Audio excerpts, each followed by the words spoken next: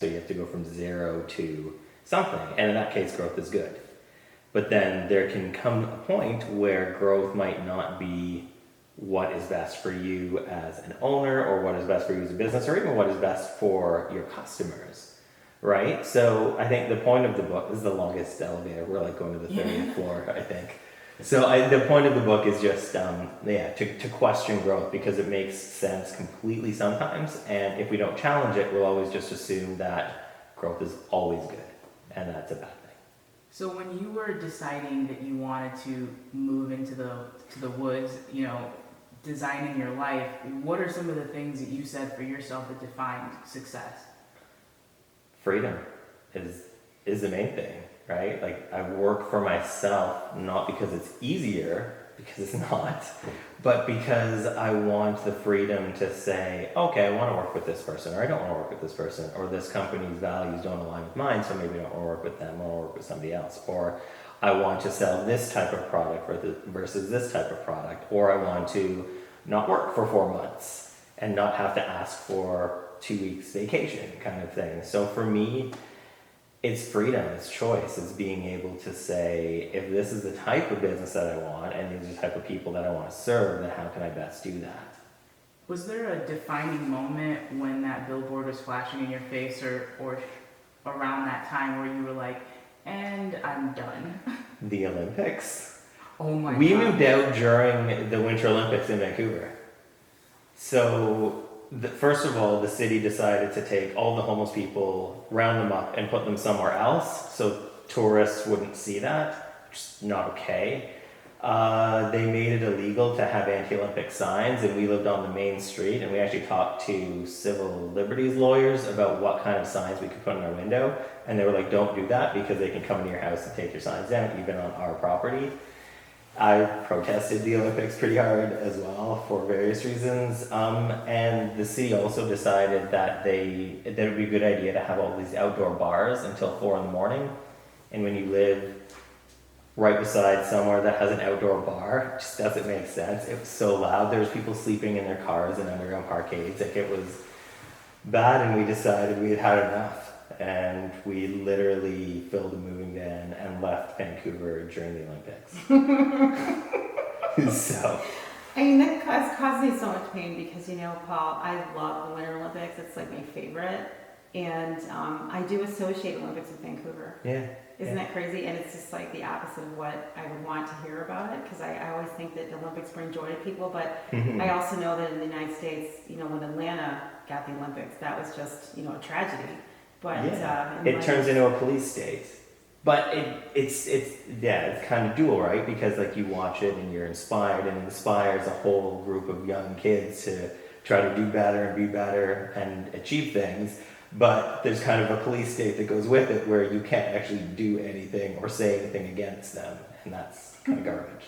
And so when you were leaving in your van, with your wife, was that a time of deep reflection too, when you were thinking, as you were driving here, this is where we're going to start making a change? Or what was the process around you deciding we're out of here? And what did you go to next? It was mostly just anger and frustration, and just like, okay, we've had enough. The deep reflection came after, because when you move to the middle of nowhere and you remove all of that stimulus, you're just left with your own thoughts. Which is scary, very scary. So yeah, the deep reflection came after that, because we removed almost all the stimulus. Like, we didn't have a social group out here. Like, we just kind of up and left, and then in dealing with it was just, okay, well, there's a lot to think about now. So when you said you were hearing your thoughts, was that the first time you'd heard your thoughts, and your wife too?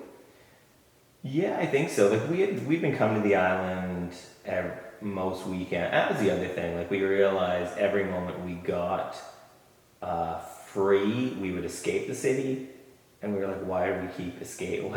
Why do we keep coming back? If all we want to do is escape, why do we keep returning? And when we left, it was probably the first time, because there was so much going on all the time in the city, and There's none of that out here. There's not even, you pass the one store that this area has. You drove past it. I think Yes. I missed it. What was Yeah, it? you probably blinked. Yeah, you What was blinked. it? What's it called? Because we're gonna hit it on the way back. Because Esther and I, when we were driving past the store, I was looking at the store and she was looking at the notes. So that's why you missed it. But what is it I called?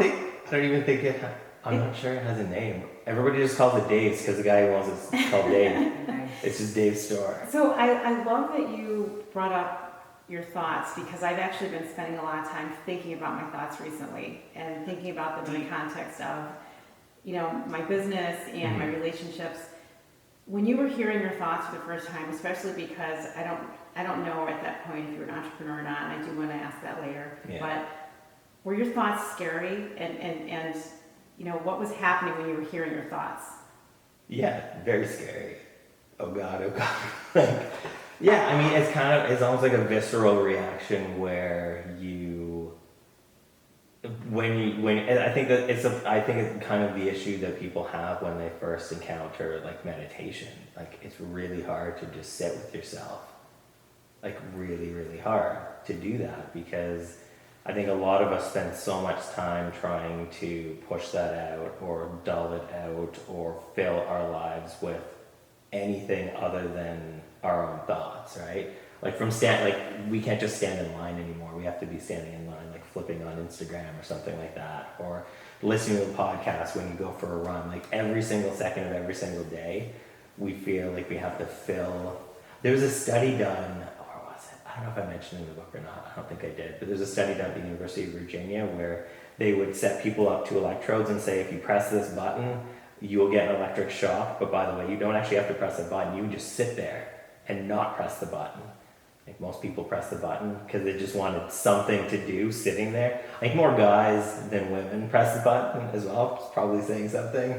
But yeah, people don't want to sit with their thoughts and think about things. That's a really interesting thing you bring up because I have heard about that study specifically because the idea of the way that society constructs what we consider productivity and then pairs that with what we're told is successful feeds into that idea of if I can do multiple things at the same time, that means that I am a more efficient and more productive and henceforth a more successful person. Yeah. So what are some of the things that you feel kept you in the city before you made that switch? Because it feels like the Olympics was the final thing that was jarring you out of that rhythm that you were already in. But what were some of the things that you were like, well, this makes sense for me, this makes sense, let's just keep doing it like this? Yeah, I think there's, I guess, this false conception that movement is action or that movement is productivity. Like if we're always moving, if we're always doing something, we're getting further ahead, and that's not always the case. I think that we can, especially if we're trying to multitask, I don't think multitasking works.